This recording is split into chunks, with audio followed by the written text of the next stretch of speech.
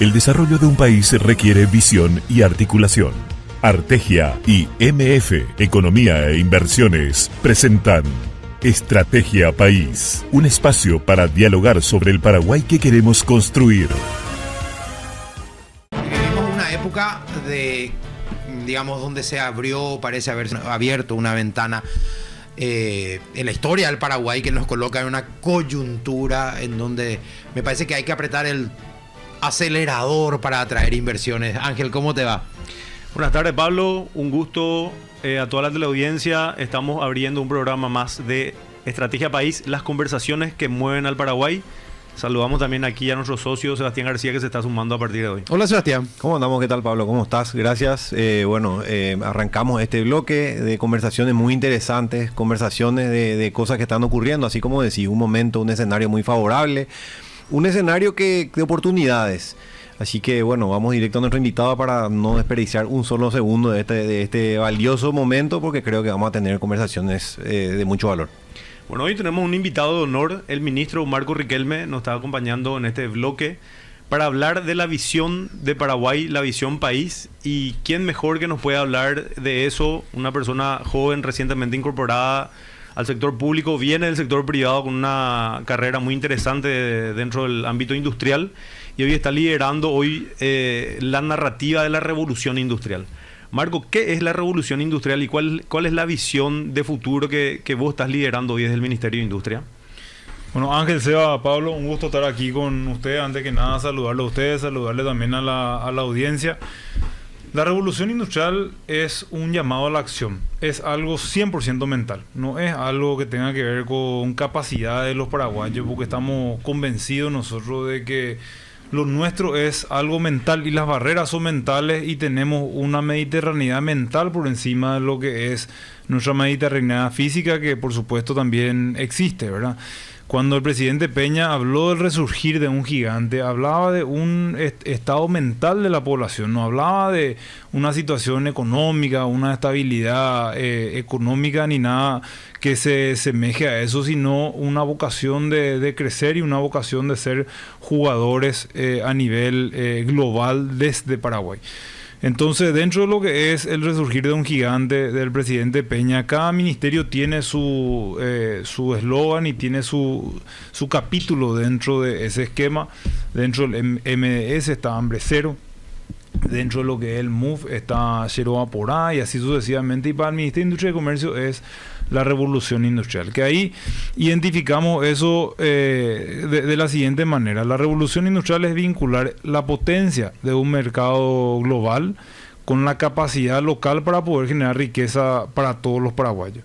¿Y cómo se hace eso? Se hace, por un lado, hablando del tema, mostrando ejemplos, mostrando casos de éxito, para poder gatillar un poco lo que es ese esquema mental de poder salir adelante y conquistar la región y después conquistar el mundo, pero después también con varias herramientas específicas que podemos ir hablando cada una de ellas, pero los tres pilares son, por un lado está el financiamiento.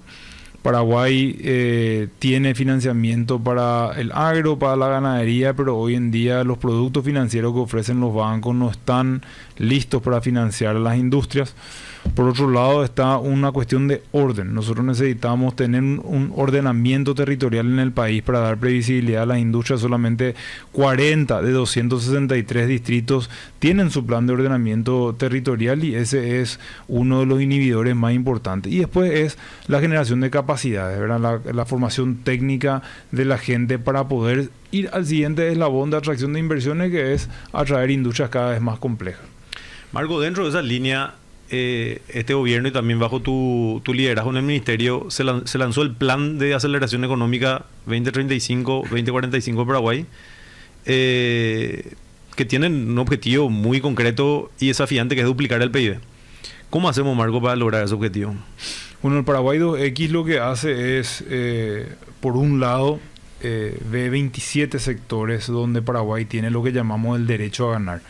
Ese derecho a ganar es poner todo lo bueno que tiene Paraguay, todas las oportunidades que tiene Paraguay que quizás no están a la altura de lo que son otros países. Por ejemplo, la logística, ¿verdad? Hay algunos productos que simplemente por la logística no se van a poder industrializar en Paraguay.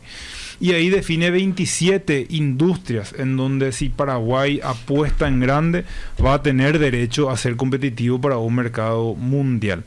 Entonces, lo que funciona eso para nosotros de RDX es que eso se volvió nuestro catálogo de atracción de inversiones. Cada país donde vamos, cada misión que hacemos, vemos esas 27 industrias y priorizamos esas 27 industrias para poder llamar la atención y atraer ese tipo de inversiones.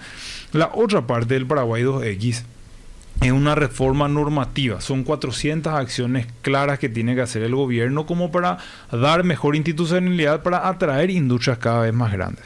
Y esa es la parte del 2X que se fue a presidencia y eso está manejando hoy desde presidencia directamente porque no son temas que atañen específicamente al Ministerio de Industria y Comercio, algunas cuestiones sí, pero otras son multisectoriales, ¿verdad? Tenemos cosas del MEF, tenemos cosas de EPC, tenemos cosas de la ANDE, por ejemplo, estuvimos hablando mucho de energía en los últimos meses y claramente para atraer este tipo de industrias que ya no van a invertir 2, 3 millones de dólares en el país, van a invertir 1.500 millones de dólares, necesitan otro tipo de mecanismo.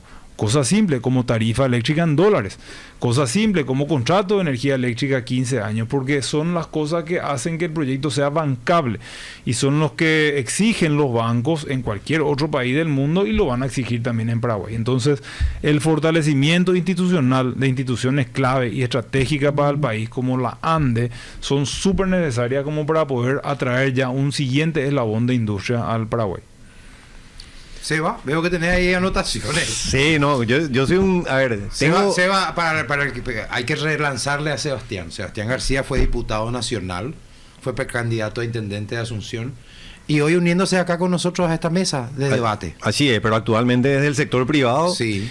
Y tengo que decir que con mucha interacción y con mucha pudiendo compartir varias de estas aristas que hoy está contando el ministro, ¿verdad? Porque creo que es importante destacar, ¿verdad? Que es una estrategia que digamos que conjuga muchas aristas, muchos aspectos para una transformación, para transformar en forma estructural la economía paraguaya. Y creo que lo más interesante y lo más valioso de todo esto es que, o sea, los dos aspectos que creo que son a tener en consideración. Por un lado es que genera el círculo virtuoso, porque así como el ministro está señalando, ¿verdad? Vos hablas de esos sectores, significa que ya está estudiado que en esos sectores hay oportunidad para Paraguay. Entonces significa que simplemente es cuestión de conectar a las personas que trabajan, que conocen y que buscan oportunidades en esos sectores para que sepan que en Paraguay están esas oportunidades, que en Paraguay hay oportunidad de crecer en esos sectores, para que sepan que en Paraguay hay oportunidad de establecerse. Y ahí viene todo ese marco normativo de incentivos y todo ese marco de aspectos de coyuntura favorable que contribuyen a este círculo virtuoso. Y lo más importante es que se lo plantee desde una perspectiva de política pública. Porque acá yo creo que más que los resultados inmediatos, estamos plantando la semilla para que esto se quede en el tiempo. Exacto. Para que los paraguayos lo adoptemos esto como propio, y porque creo que ahí va a estar el verdadero valor, en que entendamos que está este potencial de crecimiento feroz, está esta coyuntura favorable, porque Paraguay está atravesando una coyuntura, un escenario de oportunidades. Entonces tenemos que saber dónde están esas oportunidades, y creo que este abanico de Paraguay 2X, de hablar de una revolución industrial, de ordenar el territorio y de generar un marco normativo para favorecer, es como que el terreno fértil para que eso empiece a dar sus frutos a corto plazo. Marco, vos venís del sector privado y te animaste a dar ese salto de poder hacer patria a través del sector público, algo que realmente se celebra porque muy pocas personas se animan a dejar la comodidad o el confort del sector privado, más que nada desde el punto de vista donde uno ya tiene una empresa armada, ya tiene como una carrera hecha y una perspectiva tan de crecimiento que es algo que vos estabas liderando a través de tus industrias. ¿Qué fue lo que te motivó, Marco, a vos a animarte a dar ese salto y pasar al sector público? Y hoy aparentemente ya estás iniciando una carrera política, ¿verdad? Entonces, ¿cuáles son las motivaciones que te llevan a iniciar ese camino, Marco? Bueno, yo tengo una gran pasión por lo que es la industrialización de un país. Yo estoy convencido de que la mejor forma de desarrollar un país es a través de la industria. La industria atrae otras industrias que finalmente se convierten en proveedores de las industrias que llegan, y finalmente la logística, los servicios, todo eso es consecuencia de la industria, ¿verdad? Entonces, la industria es el pilar fundamental que necesita un país para poder tener un esquema diversificado de generación de oportunidades para la gente, que después genera también capacidades distintas en la población, que finalmente son las industrias las que terminan generando emprendedores después. Una persona que trabajó toda su vida como un gerente técnico en una empresa metalúrgica se puede convertir en un tornero, ¿verdad? Y puede después habilitar su empresa que hace servicios de tornería para las cientos de empresas maquiladoras que llegan al Paraguay, y así sucesivamente. Si nosotros no industrializamos el país, esa industria de servicios complementarios para las industrias no se va a poder generar. Entonces a mí me tocó emprender industrialmente desde muy joven. Yo a los 23 años, en conjunto con mis hermanos, abro una fábrica de galletitas que es Macei, y desde muy joven me tocó entender los dolores del emprendedurismo industrial. Todo lo que son los aspectos burocráticos, financieros, etcétera, que impide a que uno progrese en la vida, que pueda cumplir sus sueños. Entonces eso me hizo a entrar a la presidencia de la UIP Joven. Yo en el 2014 ingresé a la presidencia de la UIP Joven, lanzamos con el equipo en su momento programas como Paraguayo como Vos, que hasta hoy en día siguen vigentes, que apelan un poco a esa emoción del nacionalismo, ¿verdad? Como lo hizo Estados Unidos en su momento, el Made in USA, y bueno, nosotros también, ¿verdad? ¿Por qué no? Hecho en Paraguay significaría algo de calidad para el mundo. Entonces un poco con ese espíritu, con un proyecto muy a largo plazo, lanzamos Paraguayo como Vos. Pero después salí de la presidencia de la UIP Joven, entré como vicepresidente de Asuntos Internacionales en la UIP, pero hay algo que todavía me dejaba insatisfecho, ¿verdad? Entonces ahí cuando me ofrecieron ser parte del gobierno como viceministro de Industria, dije, bueno, esto es lo mío, yo tengo una vocación hacia poder aportar mi granito de arena a que el país pueda acelerar su rumbo hacia la industrialización. Yo creo que con la experiencia que tengo del sector privado, del sector gremial, puedo aportar algo importante ahí. Y así fue como me incorporé como viceministro de Industria el 7 de enero del 2025 y después ya el 23 de febrero del 2026 como ministro de Industria y Comercio.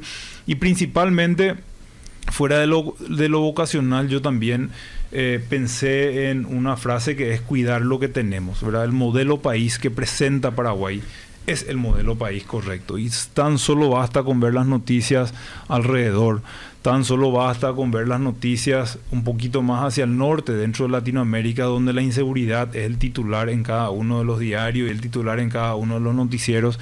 Nos damos cuenta que Paraguay es un país en el que uno puede venir a trabajar, un país en el que uno puede venir a cumplir sus sueños, un país que está al lado de dos potencias mundiales. La octava economía del mundo está acá a unos kilómetros de distancia, y hay países que harían cualquier cosa por no solamente estar al lado del Brasil, sino tener un acuerdo de libre comercio.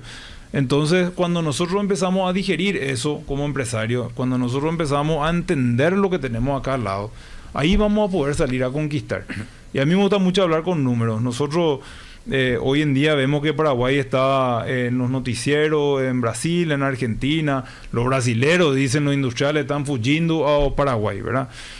Y hay que ver un poco si eso es cierto o no, y únicamente con estadísticas se mide. El año pasado teníamos más o menos 300 industrias brasileras en Paraguay, 1.200 millones de dólares de exportación hacia el Brasil de productos manufacturados.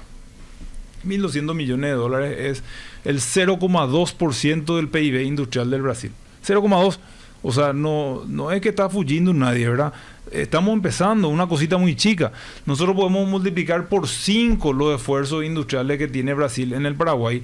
Va a cambiar la matriz económica de nuestro país. Vamos a generar 250.000 empleos.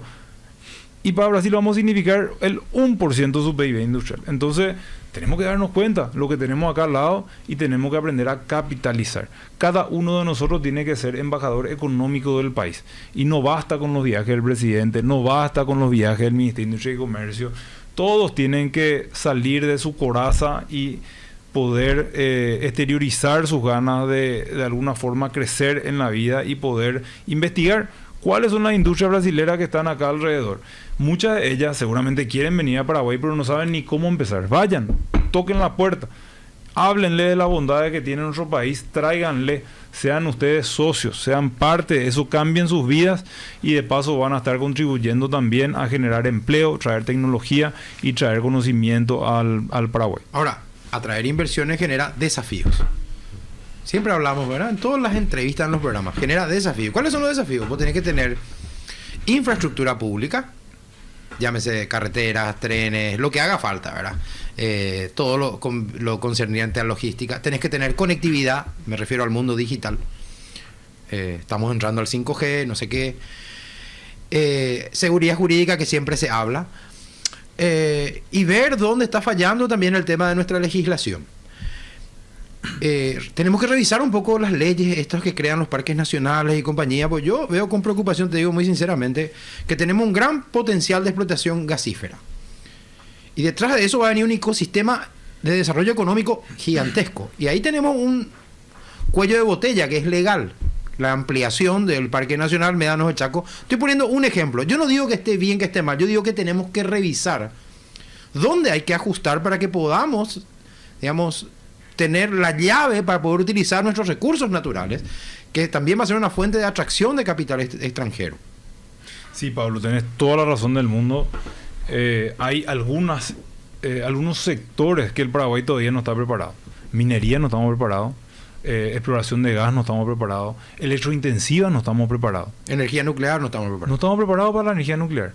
Pero hay cientos de otros sectores que sí estamos preparados, que ya tenemos la logística, ya tenemos la conectividad, ya tenemos, todo está, ¿verdad? Están viniendo los brasileros, están invirtiendo.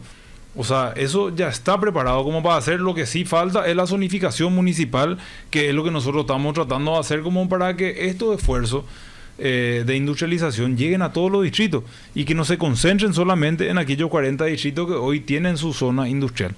Nosotros lo que queremos, porque si uno estudia en la historia, la revolución industrial es cuando la gente se muda del campo a las ciudades, ¿verdad? Y trabaja en las industrias. Así mismo. Nosotros, por el tamaño de nuestro territorio, no necesitamos que eso ocurra. Nosotros podemos llevar al revés la industria a los distritos, ¿verdad? La región oriental, que es la región que se está desarrollando industrialmente, tiene ¿cuánto? De punta a punta tenemos 400 kilómetros, ¿verdad? No es número dentro del kilometraje que uno requiere para llegar a San Pablo, o que entre los distintos estados de Brasil uno está acostumbrado a llevar mercadería, ¿verdad? Entonces, hoy en día nosotros podemos lograr una gran cosa, que es eliminar lo que es el éxodo de la gente que vive en el campo y va a las ciudades. Por eso también estamos trabajando mucho con lo que es la agricultura familiar campesina. Y muchos me preguntan, bueno, ¿por qué el ministro de Industria y Comercio está hablando sobre la agricultura familiar campesina? Ese es un tema del Ministerio de Agricultura. Sí, pero si es que nosotros no le agregamos vida útil con un proceso de industrialización a lo que nosotros sacamos del campo, no vamos a poder exportar y siempre vamos a estar con el problema de que vamos a tener que estar presionados a la hora de vender, vamos a bajar los precios y ese ciclo de pobreza nunca se va a romper. Entonces, lo que estamos proponiendo nosotros a través del cooperativismo, porque creemos que el cooperativismo es la mejor forma de poder llegar a la mayor cantidad de gente posible con capacitación, con financiamiento y con mercado, es cambiar un poco el paradigma. ¿Y cuál es el paradigma hoy? Hoy la agricultura familiar campesina se endeuda, siembra, cosecha y después ve a quién le va a vender y a qué precio. El paradigma que nosotros tenemos que cambiar es que ese agricultor, que es el eslabón más débil de nuestra economía hoy, tiene que poder ya cosechar con un contrato de venta hecho. Pero si no nos juntamos entre 150, 200 productores, no vamos a poder generar volumen para poder tener ese contrato de venta de un producto. Y también tenemos que diversificar dentro de qué es lo que nosotros plantamos. Hoy estamos acostumbrados a plantar en la agricultura familiar campesina ¿qué? Chía, sésamo, mandioca, que está súper bien. Son productos que se venden a nivel local y que ya hay un ecosistema armado. Pero no estamos acostumbrados nosotros a pensar por fuera de la caja. ¿Qué otro producto nos puede llegar a generar un mayor retorno sobre la misma hectárea que yo tengo? Que no es chía, sésamo y mandioca, que hago porque ya estoy acostumbrado a hacer. No sé, ahí tenemos que abrir un observatorio económico, que estamos trabajando en eso en el Ministerio de Industria y Comercio, como para entender qué es lo que se puede exportar a Brasil, qué es lo que se puede exportar a Argentina. Brasil importa $300 millones de ajo por año. 300 millones de dólares. Ni un ajo no es exportado de Paraguay a Brasil. Entonces, si nosotros le juntamos a distintas zonas del país que los agricultores se cooperativicen, el ministerio puede entrar a ayudarle en su estatuto, en su elección de autoridades, en su plan de financiamiento. Todo eso tenemos nosotros la herramienta para poder hacer. Podemos juntarle con los compradores, que hagan un contrato de venta, que sea ajo, que se exporte ajo al Brasil, que se industrialice, ¿verdad? Entonces, ahí en vez de sacar 10 millones de guaraníes por hectárea, que es lo que sale con sésamo, va a poder sacar 60 o 70 millones, que es lo que sale con ajo, ¿verdad? Entonces, son cositas que parecen simples, pero son estructurales, ¿verdad? Entonces tenemos que meternos objetivo por objetivo, zona por zona, a poder empezar a cambiar de a poquito las cosas, como para que después el efecto multiplicador ya se genere por inercia propia. Necesitamos, acá te robo una parte de tu discurso, necesitamos más casos de éxito como el ají de Tabasco. A ver si contás eso, porque ese es el ejemplo de lo que tiene que multiplicarse, de lo que tiene que replicarse y de lo que tiene que replicarse de manera intencional y estratégica, encontrando esos lugares clave donde está ese potencial de ese producto para conectar con ese mercado. Bueno, existen 570 cooperativas en el Paraguay, 116 de esas son de la producción, el resto son de ahorro y crédito. De esas 116, 15 representan el 95% del movimiento de la cooperativa, y hay 100 que son estas cooperativas chiquitas como Agronorte, que viven el día a día y que no están bien económicamente y que viven del sésamo y de la mandioca, ¿verdad? Entonces, el Ministerio de Industria y Comercio participó en una expo y le trajo unos ecuatorianos que son expertos en trading de ají. Y estos ecuatorianos le llevaron a Guayaibí, a la cooperativa Agronorte, hicieron una parcelita de prueba y salió súper bien el ají. Entonces, una vez que salió súper bien, la economía le daba que son 90 millones de guaraníes al año por hectárea en ají. Puedo dar 3 hectáreas, que es más o menos lo que tiene un agricultor, y son 6, 7 millones de guaraníes por mes. Entonces, con eso uno rompe ya el ciclo de estar facturando menos del salario mínimo, inclusive haciendo lo mismo sin probar cosas distintas. Y hoy en día esta cooperativa está creciendo en socios. Ya abrió una industria de pasta de ají para darle vida útil. 3 años de vida útil le dan al ají haciendo pasta, y están exportando a California para la marca Tabasco, ¿verdad? Que es la marca número 1 del mundo de picante. Entonces, este tipo de casos, ají, ajo, etcétera, etcétera, etcétera, es lo que nosotros tenemos que empezar a replicar y poder clusterizar el Paraguay. Quizá San Pedro va a ser la zona de ají, quizá Guairá va a ser la zona de ajo, y quizá vayan a haber otras zonas que se vayan desarrollando como para hacer otro tipo de cultivos no tradicionales. En Orqueta se puede hacer piña, ¿verdad? Pero hay que enlatar la piña, porque si vos solamente haces la piña, vos vas a estar con todo lo que hacen piña, que tienen su cultivo, que salen a la misma vez. Eso hace que el precio baje, y justo cuando el precio baja, vos tenés la mayor cantidad de producción. Hay que industrializar, eso te da vida útil, y vos vas a poder manejar el precio de lo que estás vendiendo de manera mucho más autónoma. Sebastián, ¿querías decir algo más? No, justamente, que ahí está el desafío, ¿verdad? Y creo que esa es la semilla que se planta a partir de este mensaje y de esto que representa la revolución industrial, porque le invita a las personas a mirar mucho más allá de sus narices. Y realmente interesante cómo personas que tal vez ni consideraban que tenían mercado en países, o sea, en California, o que tenían mercado en Europa, hoy pasan de su finca en San Pedro a economías de escala global, ¿verdad? Cierto. Y necesitamos que uno sean lo que predican, ¿verdad? Lo que transmiten el mensaje y generan ese efecto multiplicador. Y dos, que le sigan otros rubros. Estos tipos, para ver nomás el impacto social, ¿verdad? En vez de estar buscando qué marcha campesina pueden sumarse para pedir subsidio o algo, están entrando en internet y comprando pasajes para ir a Portugal a una feria de alimentos para ver qué otro cliente pueden ellos conseguir con la pasta de ají. Y eso están haciendo el presidente de la cooperativa y 2 o 3 socios más que representan al grupo, ¿verdad?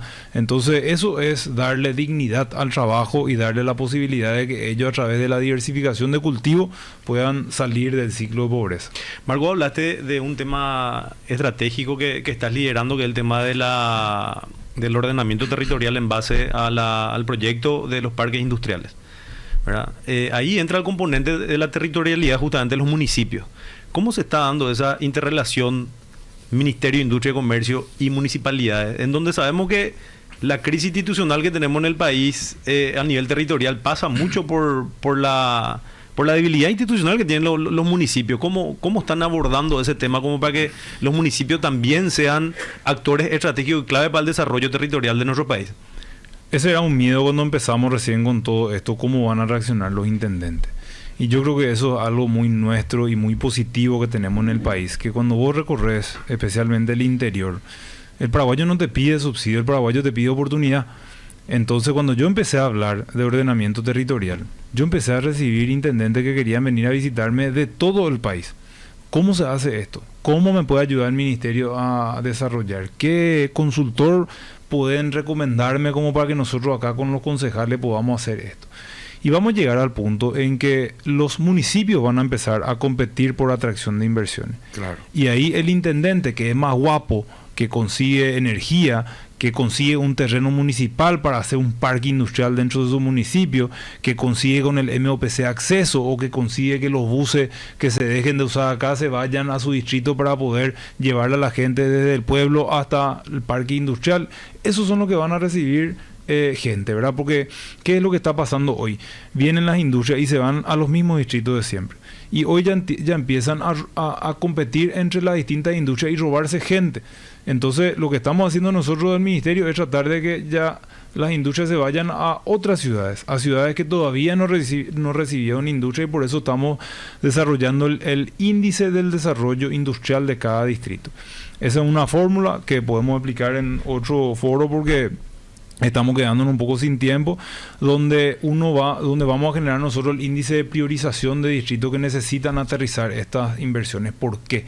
Porque la maquila es un sacrificio fiscal para el país. 1% de impuestos sobre la facturación. Y ese sacrificio fiscal se necesita ir a donde más se necesita desarrollo. Si nosotros vamos a hacer un sacrificio fiscal y de vuelta se va a ir a una zona que ya está industrializada, y mucho no nos sirve tener un sacrificio fiscal, ¿verdad? Entonces, si el sacrificio fiscal es para desarrollar un distrito que no tiene ni una sola industria y que necesita formalizarse y que la gente necesita empleo, ahí sí sirve el sacrificio fiscal, ¿verdad? Entonces, ese tipo de mecanismo es el que vamos a empezar a desarrollar a través de una herramienta tecnológica que vamos a lanzar dentro de un par de semanas, que va a ser un mapa de ordenamiento territorial. En ese mapa uno va a poder apretar distrito por distrito, le va a dar la cantidad de gente desocupada, el índice de desarrollo industrial, le va a dar cuánta energía tiene disponible las subestáticas que están dentro de ese distrito, va a darles cuáles son las aulas que ese NPP tiene hoy desarrollada y cuáles son los currículum, y un montón de otra información que va a estar a disposición como para que también los inversionistas, tanto paraguayos como extranjeros, puedan tomar la mejor decisión posible de dónde van a ellos aterrizar la inversión que están trayendo. Para que esta charla nos lleve a una conclusión, si es que se le puede llamar de alguna manera, a algo que es tan vasto, pero para que nos deje algo en limpio. Mientras ustedes hablan, yo estoy pensando, perdón si me equivoco, San Pedro, departamento de San Pedro, qué importante sería que ahí aterrice alguna industria importante. Concepción, tanto tiempo postergado. Yo sé, Concepción está trayendo inversiones. Yo estoy al tanto de eso, pero digo, Cazapá, que está en el medio de la región oriental y todo el mundo se olvida de Cazapá, pero alguna población hay ahí, ¿verdad? Miro con más optimismo Ñembucú, el sur, por cómo se está desarrollando, pero también fue olvidada mucho tiempo. Pero me parece que Alto Paraná, Itapúa, Central son los más fuertes, digamos. No sé qué tan equivocado estoy, no sé cómo está la zonificación de los municipios de San Pedro, por poner ese ejemplo, que es un departamento vasto en territorio. Y estamos trabajando justamente en eso, en que a través de esta herramienta los distritos dentro de San Pedro, Concepción y Ñembucú puedan tener visibilidad, y que los inversionistas vean que ahí sí hay energía y que ahí sí hay gente para poder trabajar, y que San Pedro quiere industria. Vos mencionaste Concepción. Concepción tiene dos grandes cosas. Una es que pasa el río Paraguay al lado de la ciudad, y el otro es que está a 150 kilómetros de Brasil. Entonces, por supuesto que a la hora de tener una inversión, los brasileros van viendo cuáles son las ciudades que están más cerca de la frontera. Por eso Alto Paraná se está llenando de industria, ¿verdad? Entonces ahora le toca ya a Concepción, a Mambay. Así que yo veo que cada vez vamos a ir llenando más cada rincón del país con esfuerzos industriales. Tenemos que clusterizar. Ahí mencionaste vos cada Zapá, por ejemplo, ¿verdad? Nosotros tenemos que clusterizar y desarrollar desde el colegio ya capacidades dentro de cada región de cuál va a ser la especialidad. O por ahí El clúster de la madera en cada Cada Sí, Zapá va a por ser eso. clúster de la madera. Exacto. O de la agricultura de ciertos productos, puede ser. Y se Correcto. convierte en una potencia nacional de ese clúster. Así mismo. Ahora, quiero ir un paso más allá. Escuché por ahí esta idea y me parece fantástica. Ahora, ¿es viable, no es viable? No sé. Muy bien. Como el desarrollo industrial tiene procesos y tiene pasos. No, nosotros no podemos ir al 10º nivel si estamos en el primer nivel, como pasó en la revolución industrial. Ok. Tampoco tenemos mercado, porque se instalaría acá una fábrica de algo que no se puede vender acá. Si se instala, tiene que ser para poder exportar. Y por eso está el tema de la maquila y las normas del Mercosur que nos favorecen en ese sentido con nuestros países vecinos. Pero digo, está el otro nivel también. El país que nos ayuda a industrializarnos en un sector y nos hace producir lo que ellos siempre produjeron, pero en asociación con ellos, porque nosotros podemos dar ventaja competitiva que en estos momentos, por razones que sean, arancelarias, la guerra o lo que sea, generan un mal escenario en el mundo. Pero digo, que esa industrialización lo hagamos en parcería con nuestro gran vecino Brasil, que ya hacemos las autopartes de sus industrias. Pero digo, ampliar eso, hacer en conjunto, pero que sabemos que es un producto que se va a vender en el territorio extranjero. Sí, mira, yo estuve hace 30 días con el ministro de MIDICI. MIDICI es el Ministerio de Industria y Comercio de Brasil, y justamente hablamos de eso. Vamos a hacer ya un plan de encadenamiento productivo con ustedes.